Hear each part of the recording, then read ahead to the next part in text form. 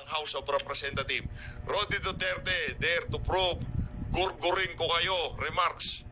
Just a jokes amid murder. Ikaw naman. Mga kababayan, ito tanungin natin yung mga kababayan natin dito sa PH Update para merong mali dito kay Dan Fernandez. Siguro sa kadahilanan yung mga amo niya, yung mga nagtutulak sa investigasyon na yan, meron silang pinoprotektahan na di umano, gumagamit ng ipinagbabawal na pulburon. Di umano ayusin yung makinig.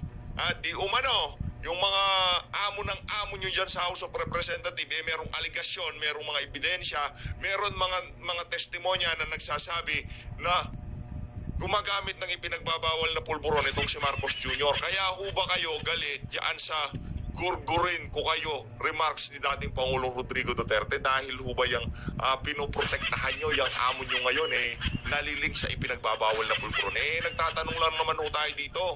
Congressman Dan Fernandez, ito ang base ho dito sa post ng Politico, House Committee on Public Order and Safety Chairperson and Santa Rosa City Rep. Dan Fernandez urged former President Rodrigo Duterte and officials of his administration to prove that his gurgurin ko kayo threat to drug personalities was just a joke.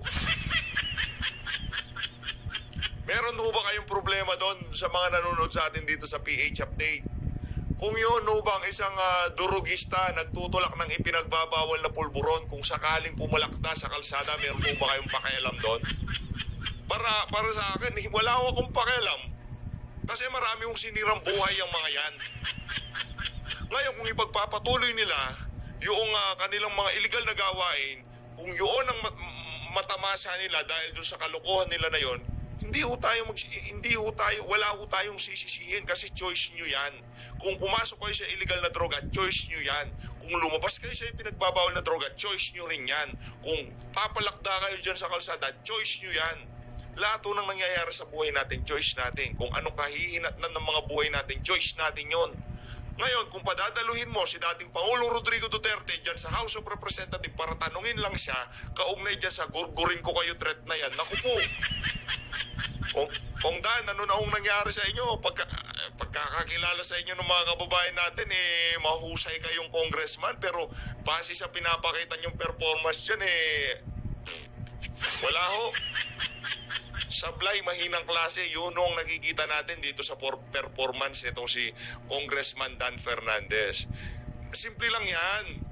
Meron ba kayong nakitang pumalakdang mga drogista? Yung pinagtatanggol nyo, yung human rights ng tatlong Chinese drug lords na kung saan tinumba sa presuhan. Meron ba problema doon? Para sa akin kung sa ibang bansa yun, hindi na pakakainin ng ibang bansa yun. Diretsong gurgur na ho yung mga yun. Drug lord home pinag-uusapan natin dito, hindi simpleng tulak. Si Tatay Digong ang may gawa.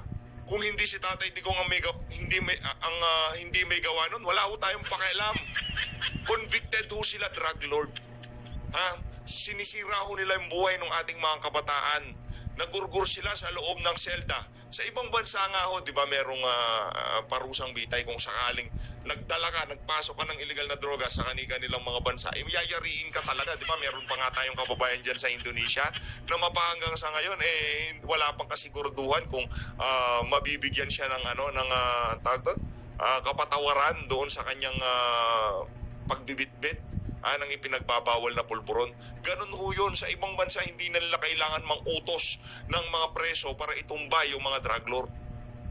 Doon ho, mismong gobyerno nila ho ang nagtutumba sa mga drug lord na yan.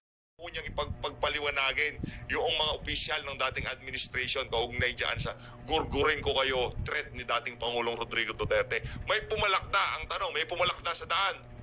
Merong tumaob sa daan dahil dyan sa threat na yan. O kung merong tumaob, ang tangan nyo naman kung hindi nyo pa alam.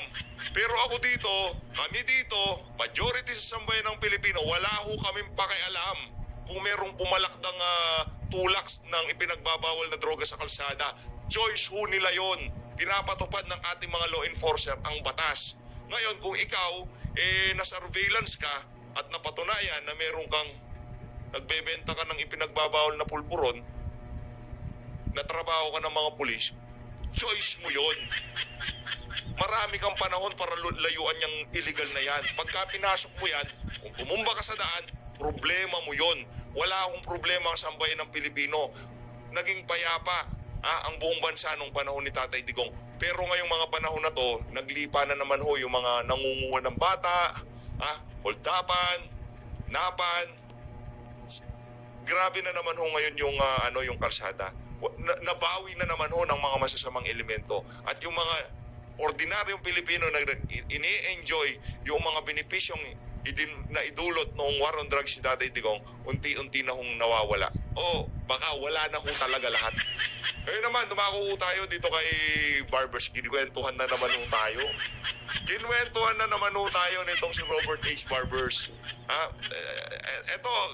Ito gusto kong makausap to isang araw, yung tipong casual na usapan lang, yung tipong kape-kape lang, o kaya kain-kain lang. Sarap siguro kakwentuhan nito.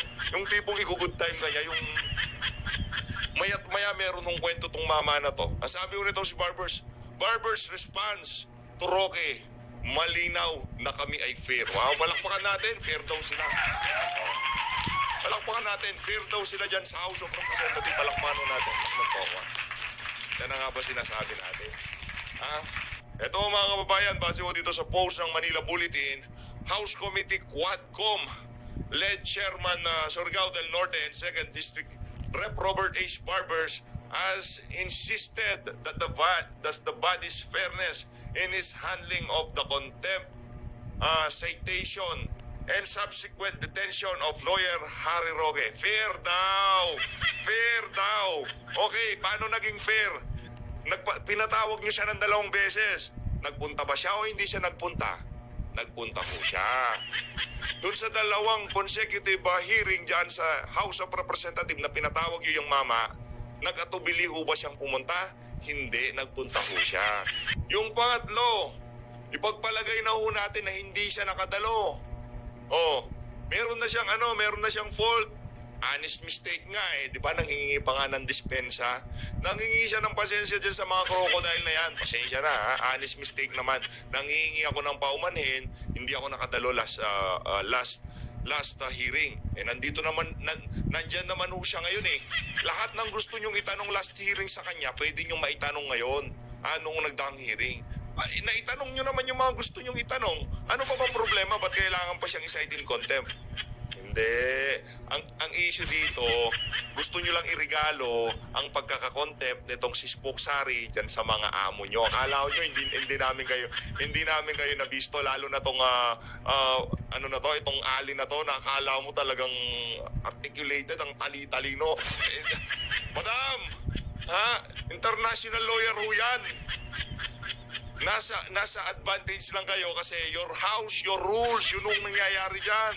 Pero pagka lumabas ho tayo dyan sa House of Representatives, magmumukha ho kayong anga dyan kay Spoksari. 100%. Magmumukha kayong anga. Magbatuhan kayo, magdebate kayo ng mama na yan. Magmumukha kang grade 1 dyan kay Spoksari. Malakas lang ang loob mo makipagdebate dyan sa mama kasi nasa House of Representatives ka, madam. Next time medyo magkulay, palitan mo yung damit mo kulayan mo ng itim. Kasi kitang-kita yung mga katabaan nyo dyan sa House of Representatives, busog na busog talaga ang dating nyo. Sa tingin ko, distrito mo madam, sobrang busog na busog yan kay Tambaluslos. Ito na ako mga kababayan, panoorin ho natin ang pagbalagbag nitong si Madam Pamela. Yan ang nga ba sinasabi natin. Pagkayang si Pamela bumalagbag, naku po, yari. Ika nga nila, maghahalo ang balat sa tinalupan na, ayan na naman. Wala na, huwag na tayong magsalita, baka mayari na naman tayo dyan kay Madam Ito na, pakinggan natin. The beginning of the hearing, nung tungkol na kay Spoksari, Representative, let me just finish this matter na parang bago mapasok yan. Si Representative Gerville Luistro, na feeling articulate doon, ini-establish na niya yung financial capacity ng isang Spoksari Roque. Tinanong niya kung may asawa ba, ilan ang anak, ano ang trabaho ng asawa, magkano ang nakukuha ng asawa doon sa trabaho niya, and all, until such nagpa-participate naman si Spoksari sa pagsagot doon sa mga tanong na yon, until such a moment na ang sabi na ni Spoksari, I think we should proceed discussing about Pogo. because this interpellation has already become too personal. So Yun! ang sinasabi ko lang dito, as a resource person, you also have the right to privacy, wherein you have to be able to present yung ng mga information na related dun sa issue. Bakit mo hinuhukay ngayon yung family wealth ko? Kasi ultimo yung deed of sale ko sa ganitong 1 hectare property sa kung saan hinahanap ninyo ang kopya and things. Kung ang involvement lang naman ng tao na-drag siya sa isang kaso ng Pogo, doon lang tayo mag-focus. Huwag niyo akong hanapan kung ano yung yaman ko noon dahil bilang public official naman siya noon, nag-comply naman siya sa mga requirement. Correct. Ano ang kailangan or ano? Hindi, ang gusto ho nilang establish, parang ang nababasa ko doon sa ginawa nila na yon, ipinapakita sa taong bayan, ang yaman pala niyang si Roque. Di ba? Ganun ang gusto nilang ipakita eh. Ay, grabe pala yung si Harry Roque. Ang yaman, ang dami pala niyang pera. Gusto kong ipakita yung mga kayamanan ni Spokes Harry para mag-init yung mata ng sambay ng Pilipino dyan sa kay Spokes Harry para lalong maikonekta. Kasi pagdating sa Pogo, pera ang pinag-uusapan dyan eh. Ngayon, kung ma-establish nila yang si Roque, maraming pera, mayaman, milyon ang pera. Alam naman ho natin yung ibang mga Pilipino, medyo dahil hindi naman sobrang susubaybayan ang politika. Akala ho nila, kurakot yung si Roque, maraming pera yan. Ganon ho ang dating. At ganon ang gustong palabasin ng ibang mga congressman dyan sa House of Representatives. Kaya pati yung mga kulang na lang, kanununuan itong si Spokes, kakalkalin din yung mga pera niya. Ang karapatan ng isang resource person, Marlon. Meron siyang karapatan to due process. Yang ganyan na na-contempt ka. Pero ang babaw-babaw ng rason kung bakit ka kino-contempt, medyo questionable. Mr. Chair, to the best of my abilities, yes, because my last net worth that I declared was 124 million pesos. In line with that, Ito na ho, dito na ho pumalag itong si Spokes Harry. Pinalagan niya na ho itong si congressman na binulatlat pati yung mga personal na buhay nitong si Spokes. Dito na ho mga kababayan, pakinggan niyo. Mr. Chair, I respectfully move that we direct the resource speaker to submit his... Hindi yung ganun sukatan nun. Yung may utak, yung kausap mo na yan kasi hindi niya kailangan ng mga kodigo. Kaya niya kayong litsunin kung meron lang siyang pagkakataon dyan. Kaso, your house, your rules. Ganun ho talaga. Bahay niyo yan, batas niyo yung mga dyan susunod. 22, as described and required by... Ako na nangihingi ng dispensa sa accent nitong gurang na to Ako na nangihingi. Feeling ko kasi niya pagka maayos siya mag-pronounce, matalino na siya. Ganun ho yan No? Kaya tayo mga kababayan, dire-diretso lang wala nang pronounce. Pakinggan nyo ho. Pasensya na ho kayo. Mabubwisit ho kayo dito sa alin na to dahil sa kahaba-haba ng mga hearing, naririnig natin ang boses yan, naaalibad pa rin tayo. Masyadong feeling, akala mo kung sino magaling. Ako naman madam, labas kayo dyan, magdebate kayo. Bigyan ko kayo ng topic, ako yung maging ang tawag doon, yung gigit na, yan, referee. Lalamunin ka ng buhay niyan, madam. Huwag kang masyadong feeling magaling. Section 7 of the Anti-Graft and Corrupt Practices Act, Mr. Chair, so moved. Please, Attorney Roque, submit your SALN since 2016 to 2022. Your Honors, may I manifest that I will do even more than that. I have asked the House of Representatives to submit my SALN even when I was working as a working law student in this honorable chamber. Mr. I Chair, worked may here we direct our way resource back, Your speaker Honor, 1988, just preparing question? everything. Huwag kang epal, madam. Nanghihingi ka ng salin. Ngayon binibigay. Pati yung mga naunang panahon, ayaw mong tanggapin. Ang hinihintay nyo kasing sagot niya, hindi ko bibigay yung salin ko. Doon na mag-uumpisa ang problema. Madam, basang-basa na ho namin kayo. Huwag nyo kaming daanin sa paganyan-ganyan nyo. Please answer the question. Loko-loko! On my SALN, Your Honor. Attorney Roque, please answer the question of... I will comply, Your Honor, and will even submit earlier SALNs which are filed with the House of Representatives. Congresswoman Ministro. Mr. Chairman, Chairman, perhaps. Mr. Chairman, let me remind Yan na naman, remind. Contempt na naman. Ito namang isa, pabasa-basa, wala namang binabasa. our former colleague Attorney Harry Roque, please do not talk unless until you're recognized by the chairman. Yabang oh! Yabang, mga arugante kayo dyan! Akala nyo nabibilibas ang bayan ng Pilipino sa inyo? Nasusuka sila every time na naririnig nila yung mga walang kwentang boses nyo. Yun ang katotohanan doon, sir. Pasensya na kayo, Kareps Paduano, ha? Saka pa. I am so reminded, Mr. Chair. Sumama ka, tingin ko, alam mo kung sino. Pagkatapos ng termino mo, wala.